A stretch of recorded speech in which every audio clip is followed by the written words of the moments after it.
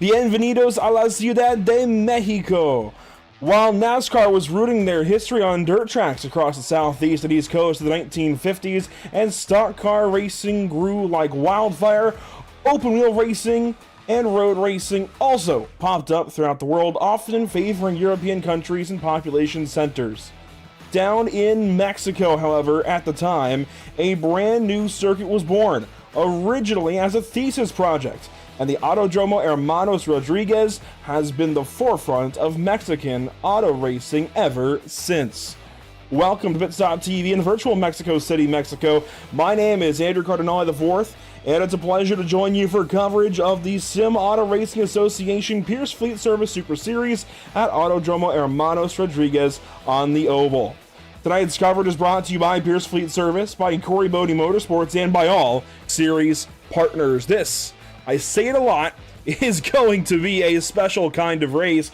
We are on the 1 mile Mexico City Oval that has been used in lower level stock car racing such as the NASCAR Mexico Series in this region. This is a really cool racetrack. The road course is special, but the oval might be even more so. You see the oval there as part of the road course.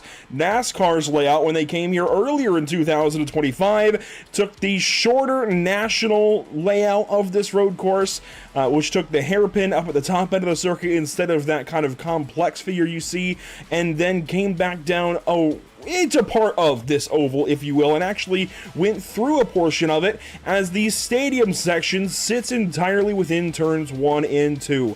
These drivers will rocket down the front straightaway alongside some curving and all the grandstands into Peraltada, that is turn number 1, basically flat curve, and around turn number 2 onto the Recta del Ovalo, and that is just the backstretch of the oval. Curva Plana is turns 3 and 4, and that is basically the flat curve. So you have the banked curve. I think I said the flat curve was 1 and 2. It's technically banked curve, rather, in 1 and 2. That's Peraltada.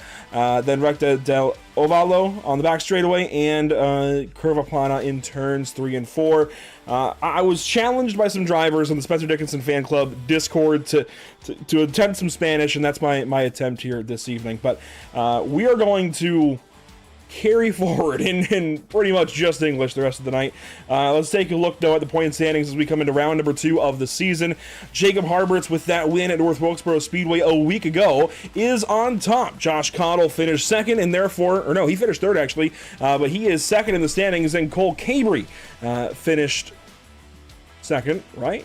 Yeah, and he's third in the standings. There are some bonuses there at play. I'm not entirely privy as to the exact totals and how they got to those positions, but that is how things break down after 1 week of racing. Alex McCullum, Matt Rolfe, also in the top 5, make a lot of sense. Of course, they finished up front and they ran well in that race. And I mean, this is, of course, after one race, not much to be taken, really, after one race in the standings. I think the big thing you can take away from this is omissions, such as Trevor Edwards, who are not in this graphic, not in this top 24 after a poor run at North Wilkesboro a week ago after an incident down in turns 3 and 4 in that race early on. We are set to go racing, though, here for race number 2 very shortly. The warm-up session coming to a close in another minute and a half or so. Here is Mexico City. You see on the schedule graphic, 90 laps this evening, 144 kilometers. That's what we're running here this evening. And if we break into the iRacing.com sim just like that, you can see kind of an overhead aerial view of this racetrack with cars going around it now, barreling into each one of these corners. Somewhat short straightaways, I think, compared to some bigger or not even bigger, but I think honestly compared to some comparable mile-long tracks, this racetrack has relatively short straightaways and relatively wide sweeping corners. And well, let's bring this graphic back up. If you can just tell, I know this graphic doesn't really show it too well because it's kind of zoomed out to show the full road course, but the ends of this racetrack are not perfectly symmetrical. Turns 1 and 2 are a little different, a little irregular from turns 3 and 4. Turns 3 and 4 also a little bit irregular, so they're just a little bit different.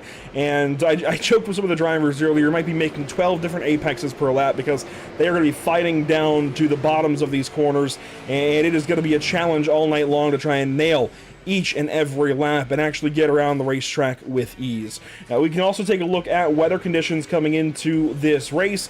There you see the bottom right. Ambient temp 75.8 degrees, track temp 91, humidity not too crazy, winds also not crazy. And there you see on the left side of your screen kind of how things are breaking down at the end of this warm-up session with Cabry there in the top spot. Jimmy Mullis, a pro driver, in second, and Alex McCullum in third. So we pack away the Cody Williams design race weather graphic and get ready to go racing again. 90 laps here. That'll be 144 kilometers, as this is a 1 mile circuit, or 1.6 kilometers around. As we work closer to the moment that will take the green flag this evening, we can take a look at your starting positions. Now, I believe we'll have a top 6 invert here, just like last week at North Wilkesboro Speedway. But let's go ahead and run through your starters as they qualified. So, Alex McCullum qualified on pole alongside Kendall Tucker, who had that big flip at Wilkesboro a week ago. Starting third, last week's winner, Jacob Harberts, right up front once again. Cody Kelly alongside driver number 80. Josh Cottle finished up front a week ago. Look at that, back in the top 5 here to start this one off, at least in qualifying. And Jimmy Mullis, NASCAR iRacing Coca-Cola Series driver, from 6th position here on the grid, at least by qualifying. Cole Cavery, Matt Rolfe make up row number 4, and I believe these guys should hold their spots. I think it's a top 6 invert. Don't quote me, though, as Kyle Terzak and Kyle Myers should be starting from 9th and 10th. Beyond here, everybody should be in their spots for the start. Cameron Hamilton, Tracy Petter there in row number 6. Casey Kelly and Trevor Edwards desperately needing a good run here today. We'll start from 14th. Back in 15th, Daniel Pope II, alongside Kendrick Cryer, filling in for race sponsor Corey Bodie, who couldn't be with us this evening. Back in row number 9, it's Joel Smith alongside Keith Jeffrey. And to complete your top 20, Caleb Hall. He was worried about making the show. He's done so here this evening. He will start from 19th alongside Parker Traves. Blake Massengill. Oh my goodness, what a run he had at North Wilkesboro last week. Not such a great qualifying effort here tonight. He'll start from 21st, but he is in the show. He can earn some points and try to keep his season moving along, as he'll start alongside 22nd spot and driver number 22, Blake Thronberg. Mitch Drunowski and Grant Brown, the row of the 14s, back in row number 12, and it'll be Dallas Pataska and Justin Crow in the 13th row. Back 4, RJ Williams, Trayton Lapsovich, Joe Schaefer Jr., and Steele Langford, I believe, will be making the show. Scratch that. Maybe. Aaron Johnson might be in over Joe Schaefer, as it looks like we are resulting to a provisional. So it looks like still Langford should still run. You see Laxton and Tracy going home, Dickinson and Stenjum going home. Johnson, I believe, is going to start this race. Dylan Bates will go home. Kyle Souza and John Willett, it seems, will also miss tonight's race by not making it in by times. Quickly, Whiplash SimCam's race details. 90 laps, 144.8 kilometers. No change sets. The choose is in effect. Cautions will count. And we have 2 green-white checkers should we need them. This is, of course, an open setup race with no fast fix. There is a concern about fuel, so we're going right to the green flag this evening. We'll turn the engines down and turn the music up, headed down to the start zone this evening. Alex McCullum out front, no invert. We're just racing down to turn number 1. McCullum, your front row, alongside Kendall Tucker. Here we go in Mexico City.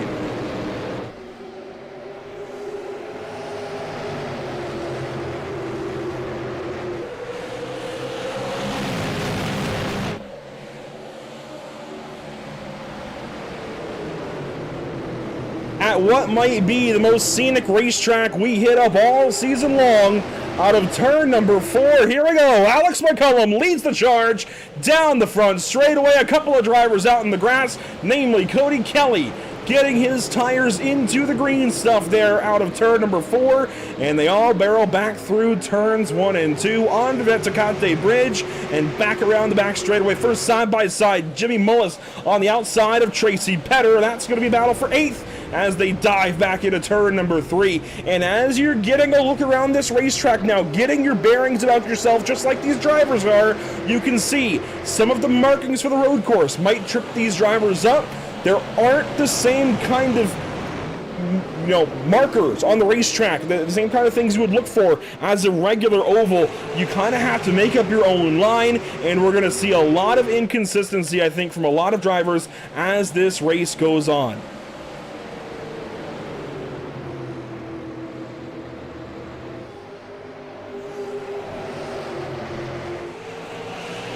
McCollum leads us back onto the front straightaway. This will be 3 laps now complete here at Mexico City. There is a threat of these drivers having to save fuel or running out of fuel. And there you see, wide through turn 1, everybody all over the racetrack trying to find the right line to get around this place.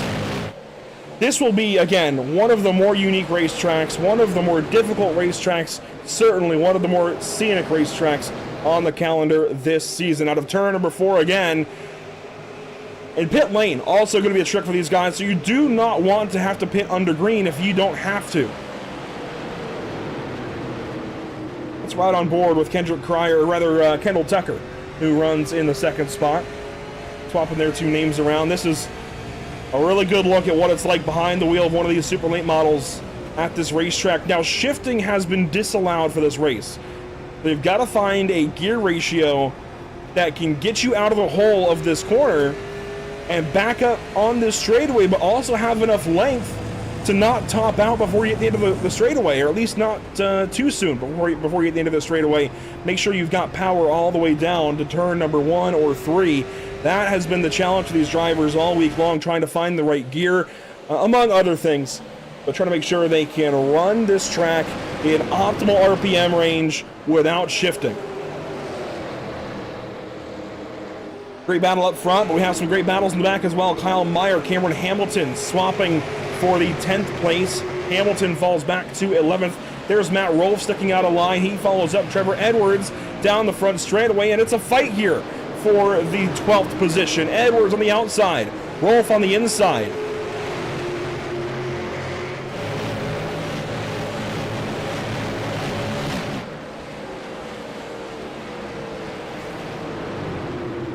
And you can see just how flat this racetrack really is. This is probably, I was thinking to myself while making cameras earlier today, this is probably as close to a street circuit oval as you could possibly get, even though it's a permanent road course. This has the feelings of a street course. The walls tight up on you like that. The catch fence there, I mean, it feels like a street course, at least out on that end of the speedway in 1 and 2. Feels a little more like a proper road course down here in 3 and 4, but this is probably as close to a street oval as you would ever get in any kind of racing or any facet, really. And I know there's been some conversations of things like that. Drivers saying, hey, why don't we ditch this street course thing in NASCAR and make a street oval? This is probably the closest you could feasibly do while keeping a regular oval shape to the racetrack. This is a really cool, really unique racetrack. I know a lot of drivers were loathing it coming in, but hopefully now as they get their bearings about them, they start to like it a little more. Casey Kelly here leading the charge up to Trevor Edwards. Edwards struggling a slight bit, not much, but just a little bit as he hangs here outside the top 10. Pataska and Crow and a spinner there out of turn 4. That looks to be Grant Brown. It is. No caution yet, and that spells disaster for Justin Crow, who's got a bunch of damage on his number 86 car. Williams and Pataska now run side by side. This is down the back straightaway. And Harberts and Tucker are now racing. Here they go. This is for the top, almost top spot. This is for 2nd place, chasing the top spot. Alex McCollum still leads.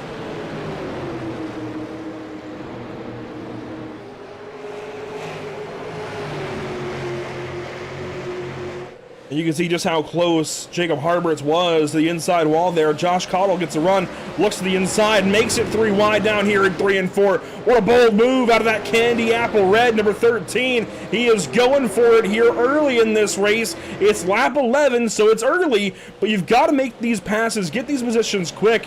This is going to be a track position kind of race, especially as these tires wear out and these drivers may have to face the certainty of needing to save a little bit of fuel. I mean, no caution 12 laps in. We thought we'd have multiple by now. Cabri dives down to the inside of Harberts, and the number 80 is being dispatched of relatively quickly by these other shop drivers. So the Black Magic Performance, number 80, in trouble here. Thankfully, he's got that win from a week ago to kind of help him out here, but it is not looking good for the number 80 right now. He does not seem to have the same kind of handle on the racetrack as the drivers that have just gone by him. Kendall Tucker leading Josh Cottle into turn number 3. Cottle nearly gets alongside. Very close there in turn 3. That bottom line is treasured on these corners. And then you see that there's a lot of room here. You aren't right up against a wall like you are at most ovals. So a lot of room down the front straightaway. You can kind of choose your line. You can even kind of go over that curbing if you want to, but with these race cars, these super late models being so close to the racetrack, so far on the pavement, I don't think you want to get onto that curbing and upset the race car. I think you want to stay off of it and just accept that somewhat narrower line into the corner. Great battle still here, as there are great battles all over the racetrack. This is for second. We've also got one for 14th, as Kendrick Cryer is slow. The 44 is spinning around. So problems for the drivers subbing for Corey Bodie, as this is Corey Bodie's race, pretty much. Corey Bodie Motorsports 144 this evening. Trayton Lapsevich now under fire from Justin Crow, who's still got all that damage. And that battle for second has not calmed down. They are single file currently, but that doesn't mean much, as Tucker is just ahead there of Cottle into turn number 1. If we do end up needing green flag pit stops, I don't think we will. I do believe what's been moved forward with is that if this race does have a green flag complexion to it, these guys will need to pit at some point. So a competition yellow may be thrown if race admins decide it is needed in order to allow everybody a chance to pit for fuel.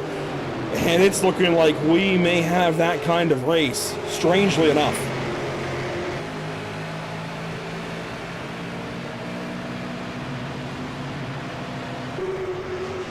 Casey Kelly, Daniel Pope, this is a battle for 16th position with Blake Massengill just behind.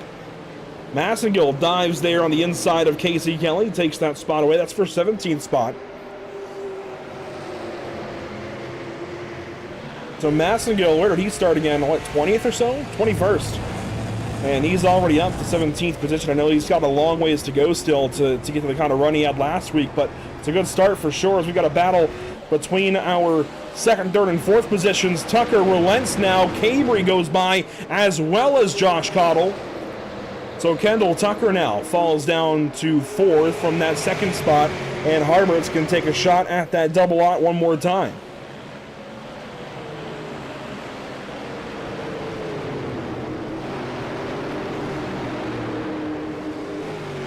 Static views around the racetrack. You can see just how quickly these guys are still keeping up through the corners and down these straightaways. Plenty of speed from these super late models here. They're wide, low to the ground, make a lot of horsepower, decent bit of downforce as well, and here they spill onto the front straightaway. You can fall off that cliff, by the way. If you do go into that grass out of turn 4, it is downhill, and you will end up in that wall almost certainly. Some lap traffic ahead of Alex McCullum, who's been leading this race all 20 laps so far. That is going to be Grant Brown, who we saw around on the front straightaway a number of laps ago. Newly added over at Cottle Chassis. Was very open with us when he commentated for the RJ Williams 21 Management Martinsville 300. Very open with us about the good vibes going into this new partnership, this new tenure with Cottle Chassis, but so far it is not off to a great start, at least in the SARA Super Series.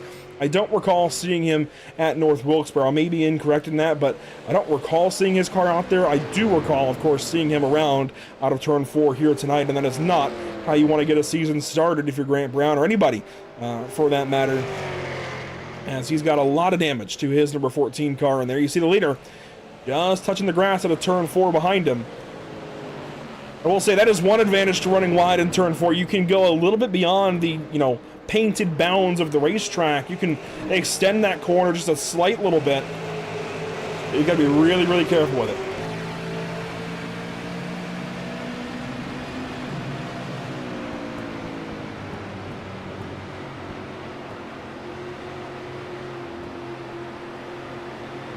So some drivers that have had trouble towards the back. Grant Brown, we mentioned him. Parker Traves also. He's down in 29th spot. Kendrick Cryer, we saw him around earlier. He is down at 28th. Keith Jeffrey seems to be having a rough run so far. He's 27th. Dallas Pataska down at 26th, despite his strength recently in the Major Series and nearly winning the Major Southern 500 this past Sunday. Pataska runs down at 26th. There he is in his number 23 machine. See Major's garage on the side and rear of that Chevrolet. Seems like he just might not have had enough time to get the car where he needed it to be for this race, as he tries to charge forward from a 26th position here on lap 24. I believe the target lap, by the way, for that competition yellow would be 40, but we have a spin and a crash in turn 1. No caution. Oh.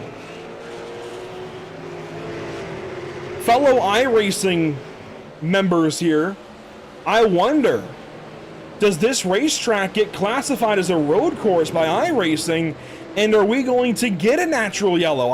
I'm starting to wonder. That seems like that would have been it right there.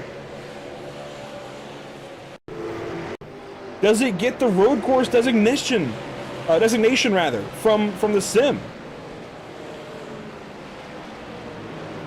That was Caleb Hall on the outside, Blake Massingham on the inside. And if you are a regular on iRacing, you might know, if you go road course racing, you're not going to get a natural yellow. It takes I don't think anybody's ever gotten one to trigger, maybe. But I've never been able to get a natural yellow to trigger on iRacing on a road course. You have to use manual cautions, manually trigger one. Hall just came down into Massingill there. Not enough room for those two in that bottom lane. Brunowski nearly spun, missing it, but great job by him staying on to the race car. Regardless, I'm a little fearful now. We may not get natural yellows at all tonight, and that might be an oversight with this racetrack.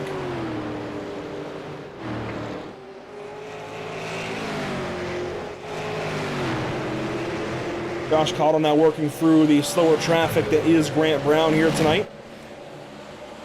The top three getting rather spread out as Jimmy Mullis works on Kyle Meyer. Rather, no, he works on Tracy Petter. And Petter falls back. Meyer actually went right on through.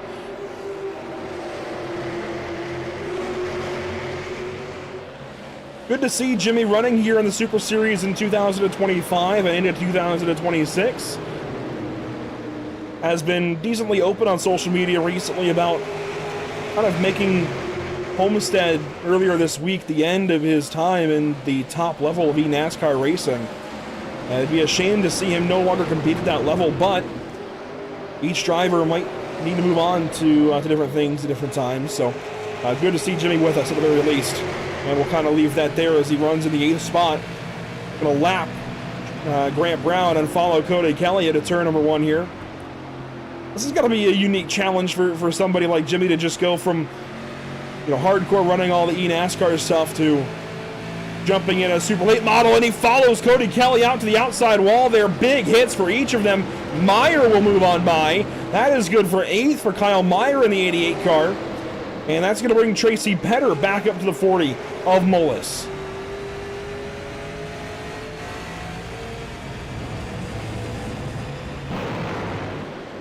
Meyer back on the inside here of Cody Kelly, grabs the curbing there in turn 1. Maybe upsets the car slightly, but gets the nose ahead.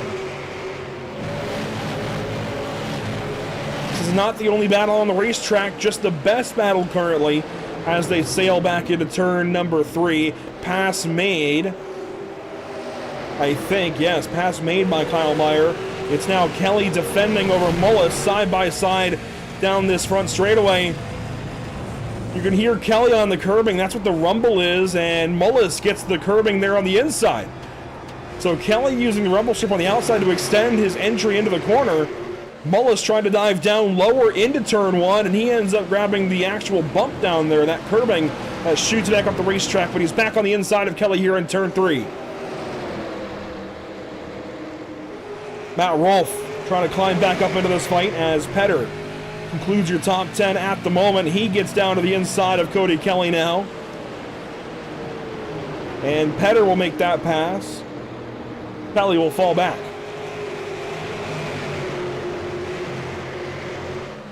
Gives us a chance maybe to check in on some of the other battles around the racetrack. Daniel Pope, Casey Kelly chasing Aaron Johnson here. Have not seen much of Aaron Johnson, but you know, he tagged the back end of the field as a provisional, and you see he's listed as starting 35th because that's where he qualified. But he was allowed to tag the back end of the field as tonight's provisional, and he has raced up to 15th. So what a statement that is for Aaron Johnson and the Ryan Kuhn Motorsports camp to take a car from the very back through about half the field, well, more than half the field now, just over. And he could still chase down guys like Joel Smith and Trevor Edwards. He's got a big gap to go, but he could get it done, especially if we do get that competition yellow in about 7 more laps. That's where I think the target is. So we'll watch out for that, at least know that it's on the radar of race admins, and be ready for it. Battles around the racetrack. Langford gets by Drunowski. You saw Pataska and Cryer briefly. Pataska falling back, Cryer moving back forward.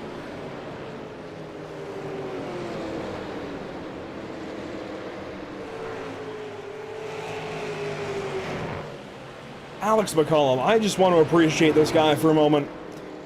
Had a great run going at North Wilkesboro Speedway last week. Got in the back of Blake Massengill. Absolutely made a mistake. I will say it. Absolutely made a mistake. Got into another driver, crashed him, and took out a lot of cars with him. But Alex still drove back through the field, got up to a good, solid finishing position. We gave him a chance to kind of explain his side of things on the broadcast there at the end of things. And, you know, it was good to hear from him. Good to hear his side, and that he, you know, it was open to the idea that maybe he made that mistake down in turn number 2 last week and caused that crash. Has rebounded very nicely. Qualified first again here this evening. Started first, no invert. Powering away to a statement run already. That Black Magic performance is the top end of the food chain here in the SARA Super Series for this season. I mean, Harberts is 5th, McCollum is 1st. It could be better for Jacob, who runs down in that 5th spot behind Kendall Tucker, but...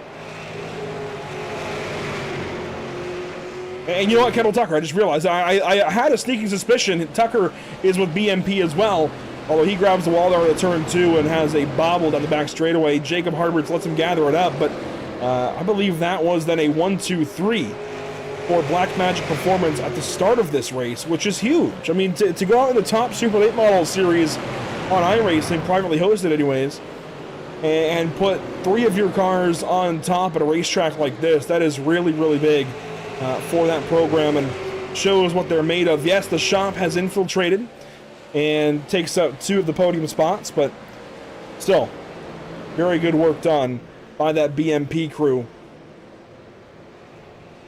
As you see, they race through the trees there in turns 3 and 4, back onto the front straightaway. Things open up a little bit. This is Cole Cambry, Kendall Tucker, and Jacob Harberts at the front end of your field. You see some of the stadium section there, blocking our view through turns 1 and 2, but again, some really cool sightlines around this racetrack. The mountains in the distance, the palm trees, the other bright green foliage, just a really, really cool place.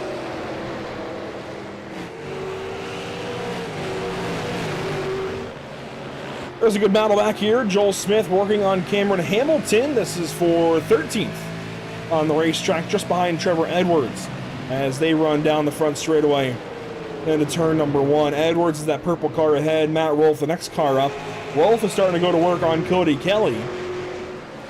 And Harbert has actually just gone by Kendall Tucker, his teammate. So a swap there at 4th spot as we'll see. Do we get a caution here?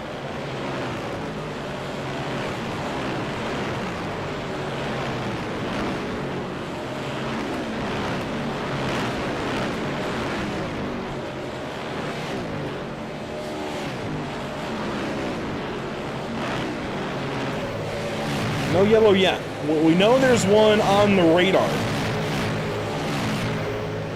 But where exactly we get it is to be determined. There is some lap traffic ahead of our race leader. And Parker Trace, by the way, shut things down about 9 minutes ago. We can take a look at his car. It is sitting in the pit lane awaiting, or I'm sure receiving some kind of service, or at least did receive some kind of service at some point in time. But Traves is now calling it quits as he backs out of the session. Battle then here for 16th, Daniel Pope, Casey Kelly. As we continue on with no caution yet in this race. Cody Kelly with problems, he falls back into 14th. I'm just monitoring timing and scoring and trying to catch anything I can. Some damage there on the 75. The right front is folded in ahead of the right front tire. He's been into something, whether it's a wall or another car. He's been into something with that right front. And it seems like that turn 2 wall has gotten several drivers earlier in this race, but they're starting to get this place figured out.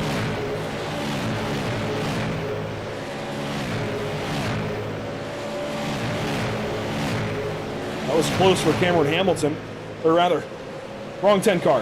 Blake Massengill in that orange number 10. He's just behind Mitch Drunowski. Just a little fight for 19th spot.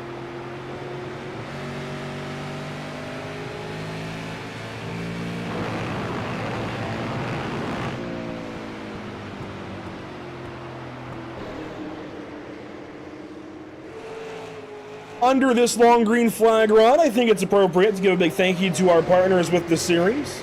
Wrong one. That's the first one to go with. All Pro Virtual League, Brown Racing Development, Brett Suggs Racing Media, Corey Bodie Motorsports, Crow Sim Shots, Davis Chassis Works, Dylan Bates Racing, Hides Pride Leather and Sheepskin, Hot Shot Photography, of course, Impel Motorsports, the namesake of the Impel Motorsports National Tour. Also, can't forget International Short Track Association, Pedley's Garage, Pierce Fleet Service, Privateer Race Parts, RJW21 Management, RS Center Trucking, SARA Templates, SimRatMarket.com, the Association, and Trackside Threads. As we get that long-awaited competition caution, that will save one Caleb Hall from falling one lap down. You see the damage to the right side and rear end of his number 21 after his run-in with Blake Massengill back in turn number 1 that we thought would be a caution.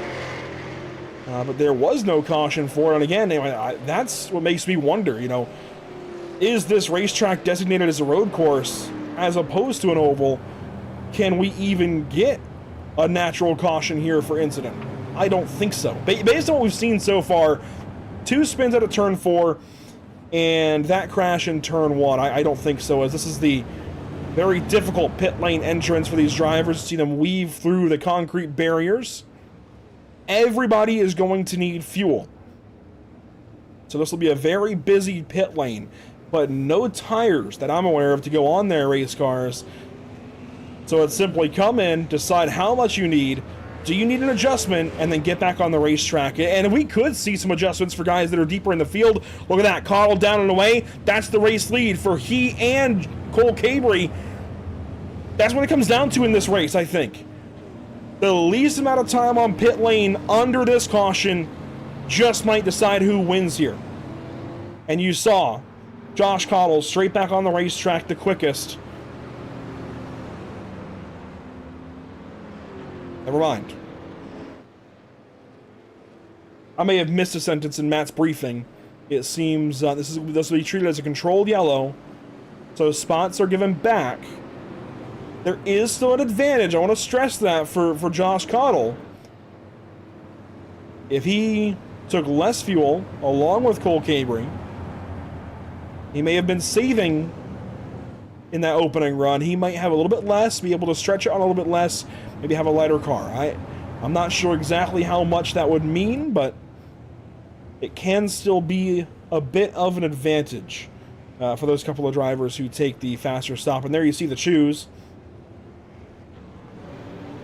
So the choose has been designated as this front stretch curbing, and a lot of drivers choose in the bottom. At least I think that was the choose, maybe not. I saw Harberts go out there, so I thought so, but perhaps not. So we'll probably choose the next time around then. Anyways, we're prepared at least for whatever goes on here this evening. This is kind of a learning process of exactly how this race is going to go down, what this race is going to require, and just being ready for it all as Blake Thronberg is going back by the field. He spends an extensive amount of time in the pit lane and maybe realized something that other drivers didn't. It seems like a lot of guys are trying to manage their time in the pits to receive repairs. He spent 56 seconds in the box taking some kind of repairs.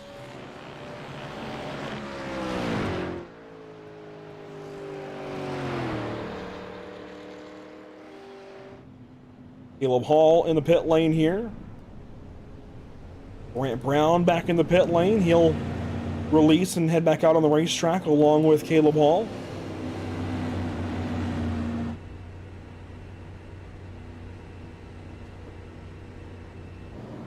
And here we go. This is the choose. So McCullum low, Cottle high. Cabry, I will assume, will try to let Cottle in, but Mullis chooses the outside, Wolf chooses the outside, Smith, Kelly, Pope, Drunowski all choosing the outside lane, along with, was that Caleb Hall maybe? And Keith Jeffrey choosing the outside. Well, as these drivers work down the back straightaway, I want to mention upcoming broadcast here at Pit Stop TV. It's very oval racing related, as you can see.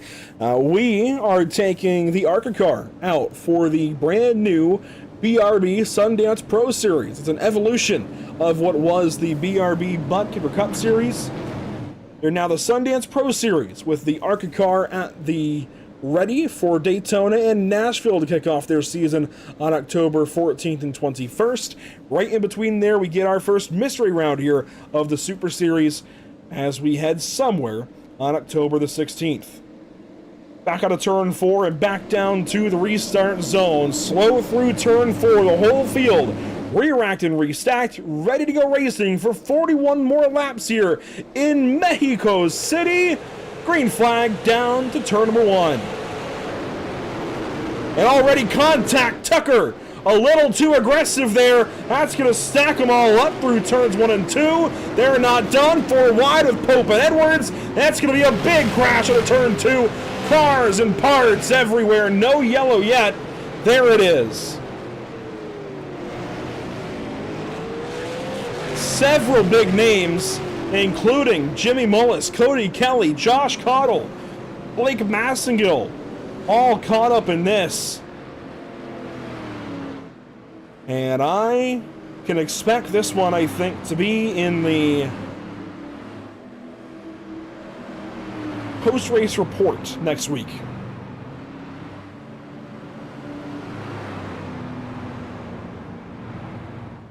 Kendall Tucker, a little aggressive there into turn number 1 on the restart. Let's go back and see what happened. This is heading towards the restart zone. Watch the blue and orange 00. He's going to try and work this restart to his advantage. Of course, he's working with the 1 and the 80. So he's working with the 1. He's going to be privy to when the 1 is launching. He gets a great restart, at least compared to Cabry on the inside, and then, of course, the stadium gets in the way, and we'll have to watch it back. Go figure.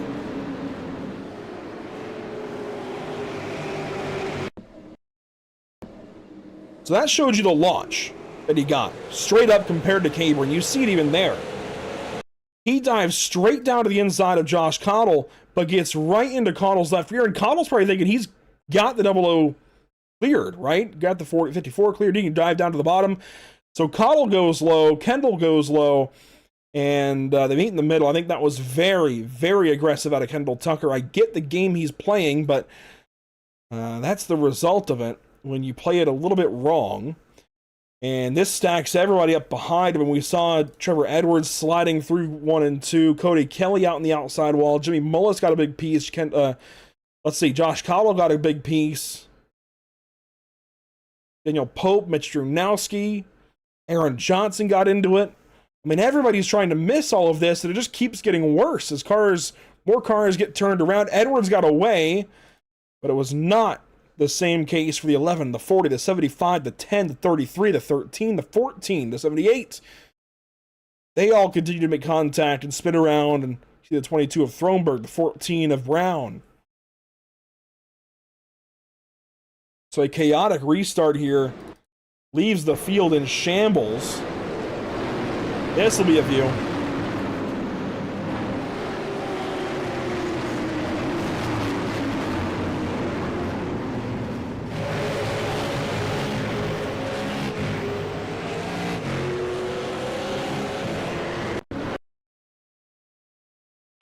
And from the perspective here of Jimmy Mullis, who started right behind the 00, or restarted right behind the 00 anyway, in 6th.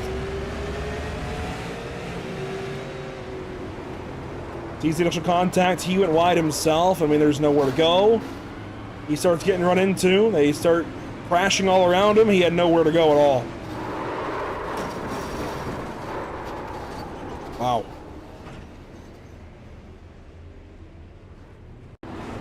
One more time from some of the static cameras down here.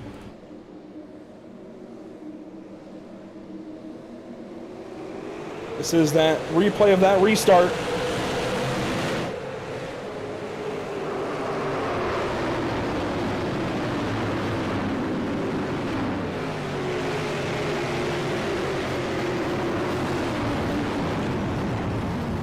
See the chaos just unfolding all over the place.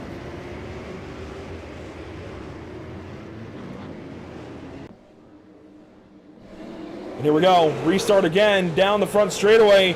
Just like that, we're going back green. Lap 53 now. Now lap 54 of 90. Racing again in Mexico City. Cabry got into McCullum. Here we go on the backstretch. 3 wide. Who's going to send it into turn 3? Cabry dives underneath Harberts. Cabry got into McCullum just enough to upset that one car. There we go, racing back onto the straightaway. Harberts, Cabry battle for 2nd. Kyle Terzak up to 4th. Where did he come from? Kyle Meyer 5th with Matt Wolf and Tracy Petter.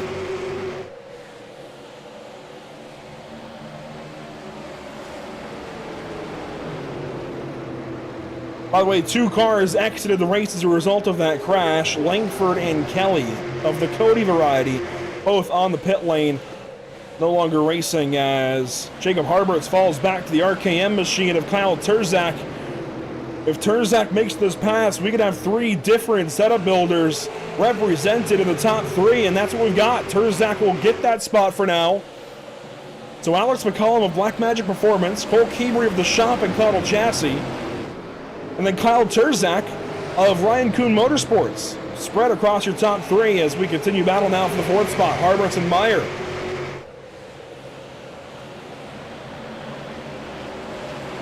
And Meyer's going to go by Harberts. Just doesn't have it. And of course, we know these drivers' different alliances and teams and everything, but I always wonder how similar their setups actually are. Are they on the exact same file, the exact same setup? Or do the guys who know their way around a setup make some adjustments for themselves to be a little more comfortable in the car? And I wonder, maybe Harberts made himself a little more comfortable, but has sacrificed speed as Grant Brown has a problem again in this race. Let's see what happened to him. Racing with Caleb Hall. I do suspect there was likely contact here. Hall dives down. Brown was there. Oh, big hit for Grant.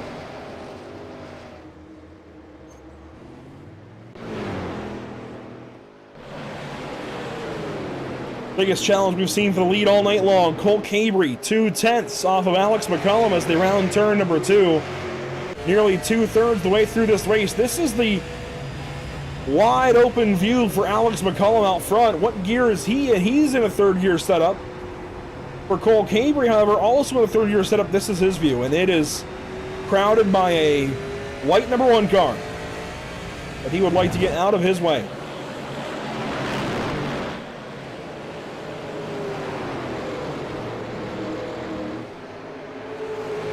At the same time, I say he wants him out of his way. Does he really? Go back to our normal GT3 races we have with the North American Racing League, where we hit up a road course every week with that bunch. Could this play out like a road course race with the fuel situation? Could Cabry need McCollum for the draft to save fuel? By Cabry not diving there in turn 1, I mean, that starts to speak on it a little bit. See, very close. We're 1 and 2 there. Cabry starting to look on the inside. He's down there. Backs out again. McCollum was ready to shut the door. This is going to bring Terzak and Meyer right back to him. Side-by-side contact through turns 3 and 4. And onto the front straightaway. Cabry's faster, clearly. Terzak throws a block on Meyer. Fantastic racing out front, and here we go for the top spot. Cole Cabry underneath Alex McCollum. Cabry's nosing ahead down the back straightaway.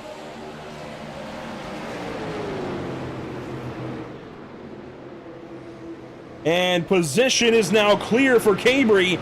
You see the number 1 tucked right up underneath and now getting left in Cabry's dust. Down the front stretch, Cole Cabry, new race leader down in Mexico.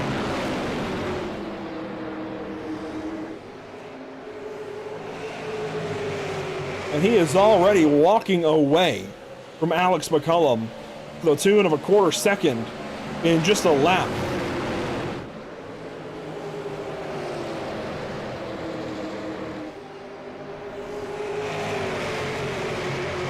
By the way, Kendall Tucker trying to run back through the field. He is up to the 17th spot as he passes Trayton Lapsevich. Now sets his sights here on RJ Williams, who's still running the Cody Dempster paint scheme from last week.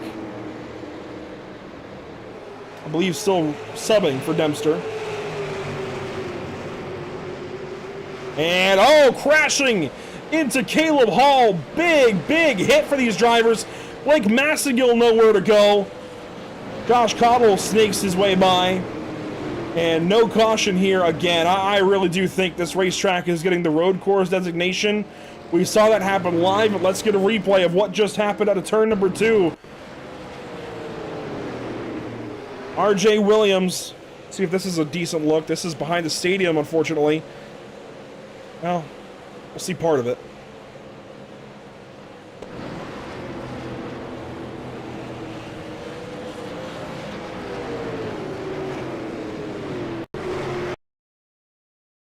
One more look.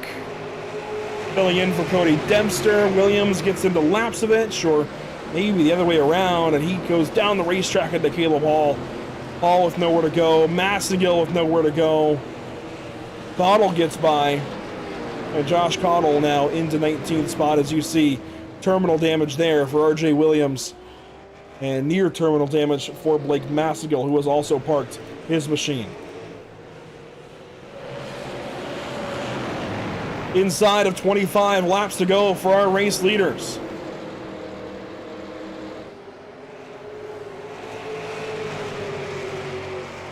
A rough and tumble challenge here in Mexico City.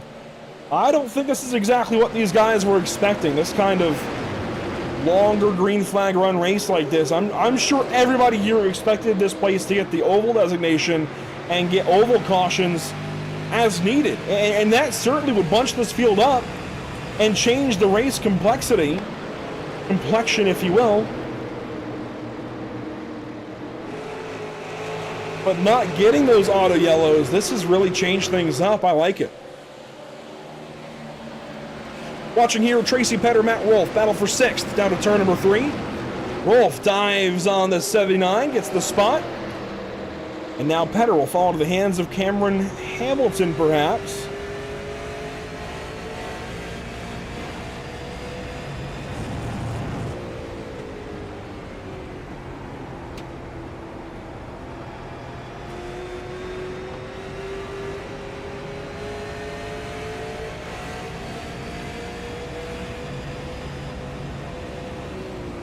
No change of position here. Kendrick Cryer, though, racing into the top 10. Again, he is a fill-in driver for Corey Bodie, and Corey's got to be feeling pretty good about this right now as we come up closer and closer to 20 laps to go.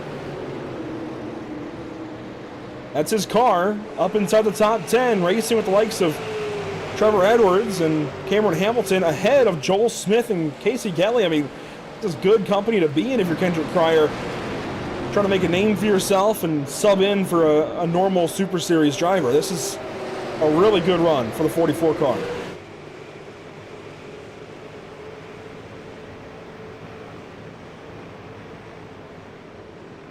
And again, he started 16th, kind of middle of the road, literally right in the middle of the field. Here he is, going for 9th.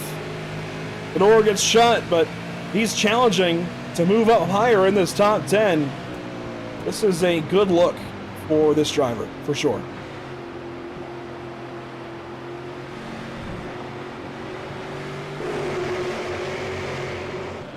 Dallas Pataska, by the way, has just cleared Mitch Drunowski. This is for 16th position.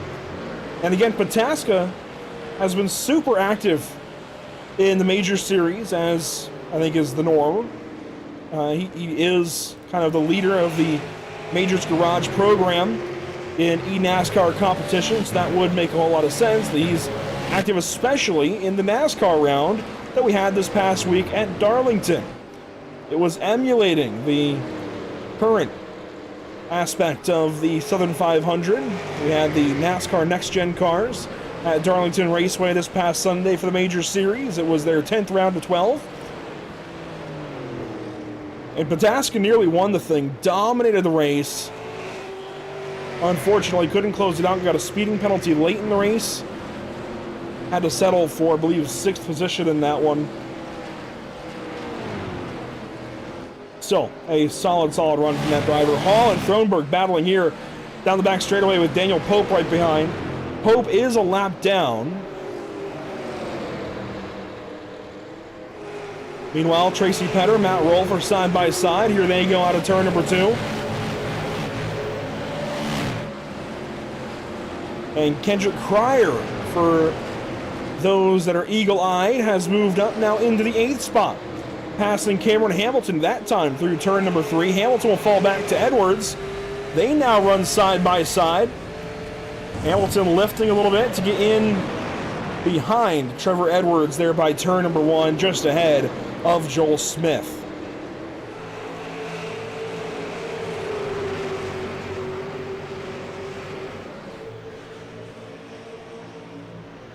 Once again, this is round number 2 of the Sim Auto Racing Association Pierce Fleet Service Super Series.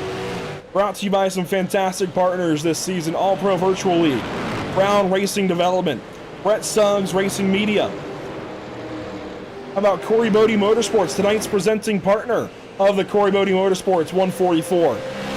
Pro Sim Shops, Davis Chassis Works, Dylan Bates Racing, Hyde's Pride Leather and Sheepskin, Hot Shot Photography, Impel Motorsports.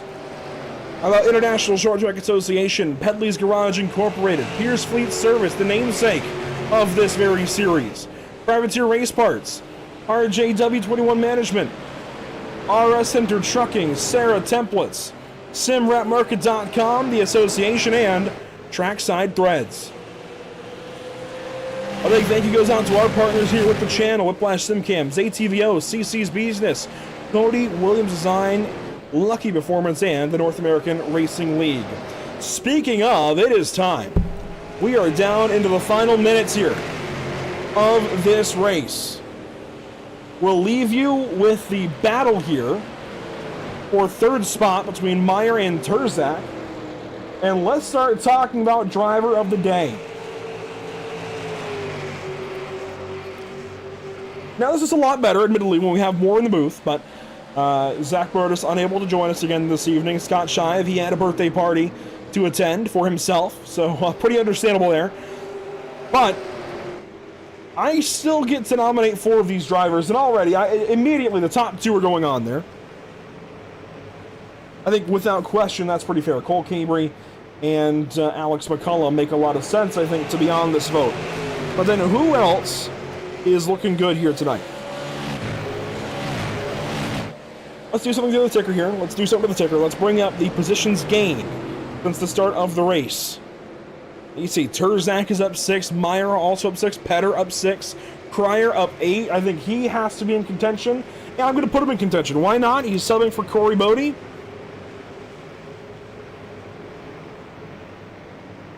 I think that makes a lot of sense that these guys race through 1 and 2. Terzak pressure from Meyer. Edwards would be a good choice. He's up 5 spots. Lapsovich is up 13. Aaron Johnson. He's scored as being up 17. Realistically, he's up 12. Kendrick Cryer grabbing another spot. He goes by Matt Rolfe for the 7th position. Yeah, he's making that list for sure. I'm going to go with Aaron Johnson. He's got some damage. He was involved in that melee in turn 2. But if we bring up his stats again, he started dead last. He was a provisional entry into this race. And he has definitely shown that the RKM group might have been a little behind in qualifying, but is ready to go racing here today. Or at least has been ready to go racing. And is up quite a lot of spots. Was up higher earlier in the race. It's part of why I'm giving him this nod, as Jacob Harberts makes a pass on Kyle Meyer and simplifies things at the front end of the field as far as the battles go. So that vote is now live. I forgot it a week ago. I wanted to make sure I got it in here tonight and that we can more or less elect a driver of the day here in this race. I thought about Kyle Terzak. He's running 3rd. He's looking really good here today, but we're also starting to expect this more and more out of Kyle to be up towards the front, and it's looking like a decent run for Kyle here today in Mexico for sure. I mean, 3rd place, nothing to scoff at in this group of drivers. To recap the front of the field, Cole Cabry took over shortly after the halfway break. Was able to race by Alex McCullum straight up. Boy, did he ruffle up that number 1, though. Contact multiple times. Kept looking and making dives there on the inside, but also kept backing out. Raced Alex really respectfully and was able to wrestle that spot away the right way. That's what you want to see, especially here in this series. Contact is highly frowned upon, especially for the race lead, and will be penalized more often than not. Alex McCollum running 2nd. Started on pole, led the first 58 laps of this race. Nearly 2/3. And recently lost the lead to Cole Cabry. Kyle Terzak has raced up from 9th into 3rd. Jacob Harbert started 3rd, has fallen to 4th after racing a little bit higher on point in this race. Kyle Meyer started back in 10th. He's up to 5th. Tracy Petter started 12th, is up several spots into 6th. And Kendrick Cryer from 16th, subbing for Corey Bodie, is up here in the 7th spot. Matt Rolfe runs 8th. Trevor Edwards 9th. They've each climbed several spots as Cameron Hamilton is up 1 from the start of the race. He is into 10th. This is the group I'm watching right now. Meyer, Petter, and what would be Corey Bodie's car of Kendrick Cryer currently. This is the battle for 5th. Do you want to get that stat line, a top 5 here tonight? Of course you do. How are you going to do it?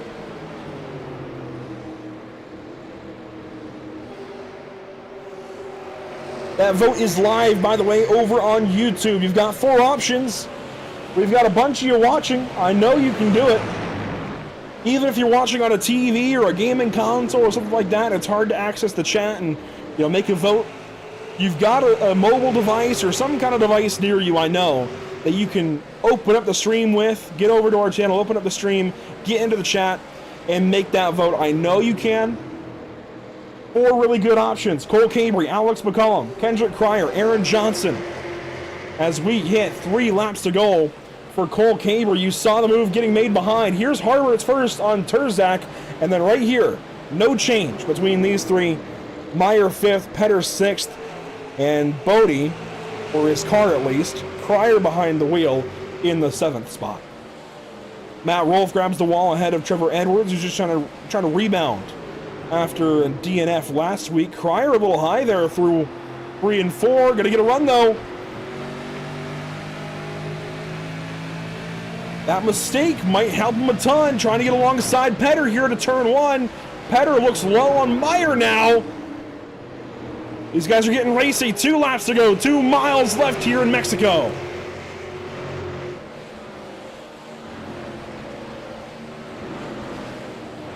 Petter looks underneath, covered up. And here we go, Cole Cabry down the front straightaway. One more time around. White flag is out, brought to you by Whiplash Sim Cams for Cole Cabry here in Mexico City. The battles are not done behind, but for now, this race belongs to car 54. Down the back straightaway, turns 3 and 4 now. Cole Cabry is going to gather up that first win for not only himself, but also the shop. Cole Cabry will go to victory lane in Mexico City. And look at this battle headed down the front straightaway. Meyer loses a spot to Petter. Cryer tried to take it. He will settle for 7th. What a run to the line for everybody as they all come to the finish here tonight.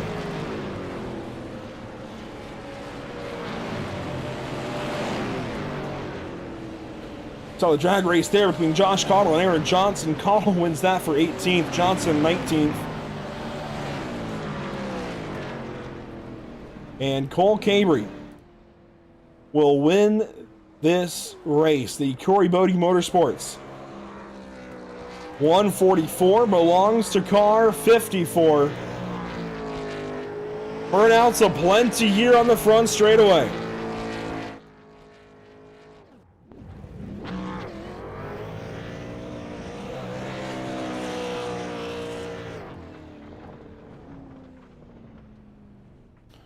I dare say Cole's pretty happy about winning this one.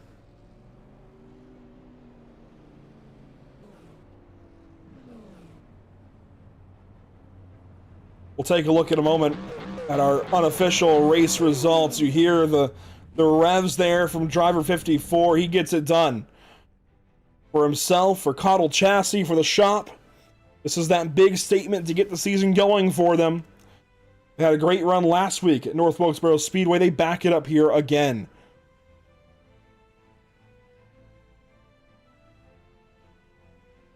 Let's go ahead and get ready then to go through our unofficial race results.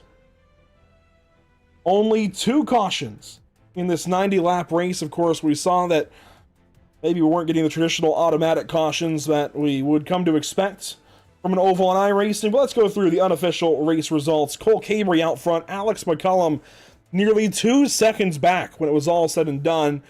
Kyle Turzak squarely in 3rd place. A great run for him. Jacob Harberts has to settle for 4th. Tracy Petter nabs a top 5 there right at the end over Kyle Meyer and Kendrick Cryer, who were separated by thousandths of a second there at the line. Matt Rolfe in 8th. Trevor Edwards 9th. Cameron Hamilton grabs himself a top 10. 11th spot belongs to Joel Smith, the young phenom in legend car racing. He gets that one over Kendall Tucker, who had to drive back through the field after triggering that crash in turns 1 and 2. Casey Kelly will finish 13th. Keith Jeffrey, Trayton Lapsevich, your top half of the field. Dallas Potaskin nearly got up to the top half. He had a rough night tonight. 16th spot for car 23. Mitch Drunowski, 17th. Had a great save earlier on in the race. Josh Cottle, Aaron Johnson with that drag race, very close for 18th spot ahead of Justin Crow in 20th. 21st went to Blake Thronberg, 22nd to Jimmy Mullis, 23rd to Caleb Hall, who had a rough night here tonight. Grant Brown, perhaps a rougher night, ahead of Daniel Pope II, who was the final car to finish. RJ Williams, Blake Massengill, Steele Langford, Cody Kelly, and Parker Traves all parked it early for one reason or another. We'll bring in our race winner this evening. Cole Cabry gets it done on what felt like one of the more unique racetracks, certainly, that this series will ever see. Cole, first off, this racetrack, how big of a challenge was it all week long and then here tonight? Oh, man, you just never feel comfortable around this place. You're either too tight or too loose, or you're either clipping the grass out of 4. It's definitely challenging. It threw us up for a good challenge this week to try to build something for it. And yeah, it's just It's something different. Wasn't my favorite, but hey, we all got to race it. And of course, I think everybody had the expectation we might see a handful of cautions, but we started having incidents. No cautions were coming out. What was the driver reaction like?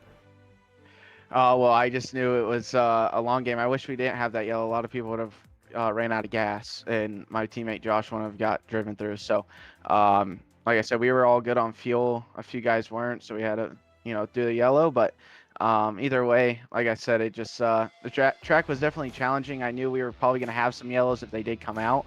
But yeah, everyone's got to run it. And of course, this gets the season off to a really solid start. You come in tonight third in the standings, just behind your teammate and Jacob Harbert. So, solid start. It was top 3 at Wilkesboro, the win here at Mexico. Moving into this string of mystery races, how do you approach them? Oh, well, next week we're going to have to be missing it. I'm going to Illinois to do some real life racing, so we'll let the other guys have some fun with it. But yeah, we'll just come back, take that as my drop, and just start where we left off at the mystery nights. And I think our team really excels at those. A lot of these guys need hours to build a setup, and I think we're really good at, whipping up something quick and going and doing what we do best. There you go, Cole Cabre, confident after a win here in Mexico City. Congratulations, Cole. You get it done in what is going to be one of the more unique races we ever seen. I appreciate it. I just want to give a thank you to the shop. Everyone, like I said, at the shop put in so much time this week. Blake came in clutch there as a spotter for the end of the race. Some of us had bad luck, but like I said, a just huge thank you to Josh, Trevor, Keith, Kyle, Blake, everyone that puts in effort there. There you go, Cole Cabre with the win here in Mexico City. Thank you, Cole. We'll move on down to second place. That's going to be Alex McCullum. Used to be teammates with that driver who finished first tonight. But Alex, with this new project, Black Magic Performance, it seemed like you guys had things covered up at the beginning. What went wrong between laps 1 and lap 90? To be honest, I don't think anything. I knew we were really, really good, but I knew we were top 5 pace, so I didn't know if we were winning pace, but I was kind of honestly riding the first half, and I was just really, really Jacob, Kendall, those guys were really free, and I was kind of just running a normal pace and trying to maintain a gap with Jinx and Cole and those guys, and I've loosened it up in the pit, and I think I just did a little too much. Maybe a little too free there that second run. And as we got going, we had some incidents early, thought we might get cautions. Did you want to see cautions for those incidents, or are you glad they didn't come out? Honestly, I didn't mind at all. The track was super fun, so I was having a blast out there racing it, so I didn't care if we had yellows or not. So I just had fun tonight, and I ran Cole a little hard there. I have to give him some hard time, but it's always fun running 1-2 with him. There you go. Alex McCullum leads the majority of the laps here tonight and will finish second place. Alex, thanks for your time. Congratulations on the fun run. And moving on down, we'll grab Kyle Terzak, who finishes third place this evening. The bottom step of the podium, but I think a really top step to get your season going. Of course, Wilkesboro, a lot of things happened to a lot of drivers tonight. Same story, but you came out on the very good side of things. Third place tonight. That definitely had to work you hard. Oh, yeah, for sure. We had all those wrecks in Wilkesboro, and I knew that I needed some points tonight.